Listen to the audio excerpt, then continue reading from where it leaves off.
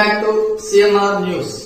వార్తలు చదువుతున్నది మీ చొప్పకు నాగేశ్వరరావు. దర్శి పట్టణంలో గత 31 సంవత్సరాలుగా నమ్మకముగా, నాణ్యముగా అందమైన ఆభరణములను అందుబాటు ధరలతో సకాలంలో అందించి ఖాతాదారుల మన్ననలు పొందిన దేవతి వారి నూతన jewellery showroom Amrutha Sai gold house and pawn broker. తాకట్టు వ్యాపారం, బంగారు ఆభరణములపై రుణ సౌకర్యం కలదు.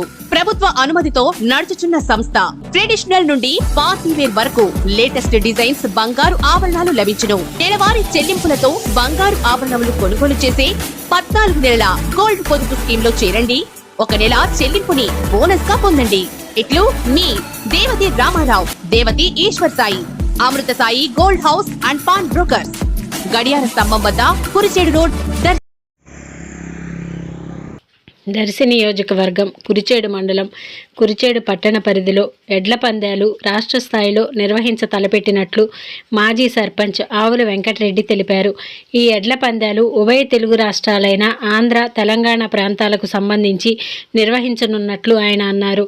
మాజీ రాష్ట్ర మంత్రివర్యులు సిద్ధా రాఘవరావు, దర్శి ప్రస్తుత ఎమ్మెల్యే మద్దిశెట్టి వేణుగోపాల్ సహకారంతో మరియు తన రాజకీయ గురువులైన కరణం బలరామకృష్ణమూర్తి తదితరుల ఆశీస్సులతో ఈ కార్యక్రమం చేపట్టుట జరుగుతుందని, ముఖ్యంగా రైతులను ఉత్సాహపరచుటకు నిర్వహించే ఈ కార్యక్రమం తనకు అభిమానులైన తెలుగుదేశం పార్టీ వ్యవస్థాపకులైన నందమూరి తారక రామారావు, వైఎస్ రాజశేఖర్ రెడ్డికి అంకితం చేస్తూ ప్రస్తుత ముఖ్యమంత్రి వైఎస్ జగన్మోహన్ రెడ్డి పరిపాలన సుభిక్షంగా ఉండాలని కోరుకుంటున్నట్లు వెంకటరెడ్డి వివరించారు.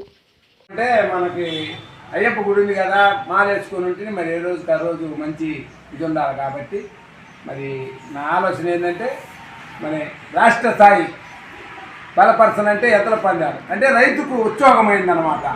ఒక రాజశేఖర రెడ్డి అయినా, ఒక ఎన్టీ రామారావు అయినా, ఒక జగన్మోహన్ రెడ్డి అయినా ఈరోజు పరిపాలన అనేది బాగా ఉంది. రైతులకు ఉత్సాహం కల్పించాలని చెప్పి మరి నేను రేపు మన మద్దిశెట్టి వేణుగోపాల్ గారు, మరి వచ్చి సిద్ధా రాఘవరావు గారు, మా రాజకీయ గురువులు కరణం బలరాం కృష్ణమూర్తి గారు, మరి ముక్కు కాశిరెడ్డి గారు, వాళ్ళ ఆశీస్సులతో వాళ్ళ సారథ్యంలో ఈ సిద్ధా రాఘవరావు, మద్దిశెట్టి వేణుగోపాల్ సహకారంతో నేను ఈ రాష్ట్ర స్థాయి ఎద్దుల పందాలు పెట్టాలనేది నా కోరిక.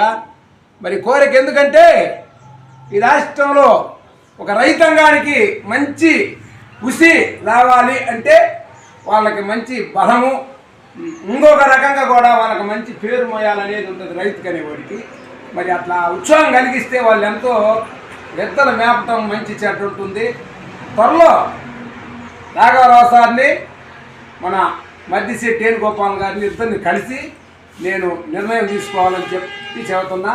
శివప్రసాద్ రెడ్డి అయిపోగానే కుడి ఎడంగా ఒక వారం 10 రోజుల్లో నేను ఖచ్చితంగా ఈ రాష్ట్ర స్థాయి ఎద్దల పందాలు పెట్టాలని చెప్పి కోరుకుంటూ, తెలంగాణ, ఆంధ్రప్రదేశ్ ఎక్కడి నుంచి వచ్చినా సరే వాటిని సహకరించడానికైనా మంచి చెడ్డైనా అవసరమైతే రోజు ఒక 20,000 మంది వచ్చినా వాళ్ళకి భోజనం తయారు, మంచి చెడ్డ అన్నీ ఉంటున్నాయి. వాళ్ళకి అన్ని రకాల కూడా ఇక్కడ సహకారం ఉంటుందని చెప్పి అవసరమైతే ఉరిగిడ్డ అయినా సరే ఒక టక్కు 2 టక్కులోనైతే తోలి మరి పందెం అనేది వైఎస్ఆర్ జన్మించిన దేశం ఇది. ఒక ఎన్టీ రామారావు అయినా ఒక భారతదేశంలో నటరత్నాన్ని పేరు పొందినోడు. నేను లేకపోతే ఆయన ఆ రోజు నేను టీడీపీలో ఉన్నా, ఈరోజు వైఎస్ఆర్లో ఉన్నా కాబట్టి ఆయన బొమ్మ వేయలేను. నేను నా గుండెల్లోనైతే ఎన్టీ రామారావు ఉంటాడు. మరి రాజశేఖర్ రెడ్డి అయినా అంతే, జగన్మోహన్ రెడ్డి అయినా అంతే. ఒక ఉత్సవం కోసం ఒక నియోజకవర్గంలో ఒక వారం పెట్టామనుకో, రాష్ట్రానికి గవర్నమెంట్కు నీకు బస్సుల వల్ల మంచిట ఇంకొక రకంగా కూడా ఆదా కూడా వస్తుందన్నమాట. ఒక నియోజకవర్గానికి మినిమం ఒక 5-6 లక్షలు అట్లా ఒక బస్ ఛార్జీలు మంచిట గవర్నమెంట్కి కూడా ఆదా వస్తుందన్నమాట. ఈ ఉద్దేశం అనేది అని చెప్పి నేను కోరుకుంటూ, మరి నాకు ఖచ్చితంగా మద్దిశెట్టి వేణుగోపాల్ గారు, మరి సిద్ధారాఘవరావు గారు పిలుపు రాగానే పోయి వాళ్ళని సంప్రదించి ఈ పోటీలు పెట్టాలని చెప్పి నా కోరిక. వాళ్ళిద్దరి పేరు మీదనే పెడుతున్నా. వాళ్ళయే ఆశయాలు, వాళ్ళదే సహకారం. లేకపోతే నాకు ముక్కు కాశిరెడ్డి, కరణం బలరాం కృష్ణమూర్తి గారు నా రాజకీయ గురువులు, ఈరోజు నేను ఈ స్థాయిగా వచ్చినానంటే ఈ మాటలు మంచి అడ్డ మరి ఆయన బలరాం గారి మరి మా రాజకీయ సన్నిధులు ఆయన ముక్కుకాశిరెడ్డి గారు అంటే ఈ జిల్లాలో మరి వాటి మంచి నాయకుడు అనేది నాకు ఈ స్థాయి తెచ్చింది వాళ్ళిద్దరూ అని చెప్పి కోరుకుంటూ ఈ ఎద్దల పందాలు ఖచ్చితంగా పెడుతున్నానని చెప్పి సెలవు తీసుకుంటున్నాను.